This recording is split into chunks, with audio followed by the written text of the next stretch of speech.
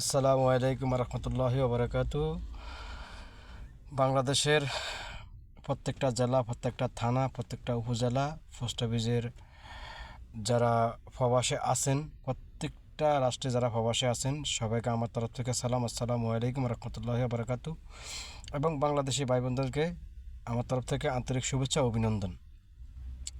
দেখেন, আমাদের ভবিষ্যতের কাণ্ডারি, যিনি বিগত 17 বছর পর বাংলাদেশের মাটিতে পাও রাখছেন, শহীদ রাষ্ট্রপতি জিয়াউর রহমানের ছেলে তারেক রহমান।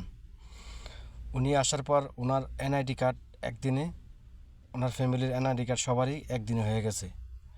অথচ আমরা বিদেশি যারা আছি, যারা প্রবাসে আছি, দেশের মাথার ঘাম পায়ে ফেলে পরিশ্রম করে বাংলাদেশের চাকা সচল রাখি, অথচ আমাদের এনআইডি কার্ড, আমাদের ফ্যামিলির সমস্যা, আমাদের যে কোনো ধরনের সমস্যাতে আমরা ভুগতেছি অল টাইম। কেন?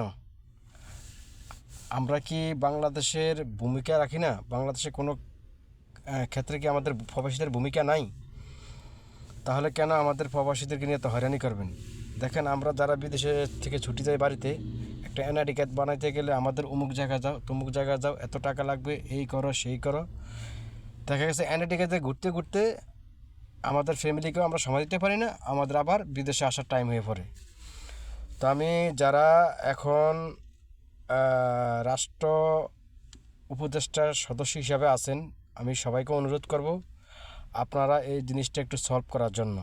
আর বিশেষ করে ভবিষ্যতের রাষ্ট্রনায়ক জনাব মোহাম্মদ তারেক জিয়া, আমি ওনাকে সবাই অনুরোধ করব আপনি এই জিনিসটা একটু কঠোরভাবে দেখার জন্য।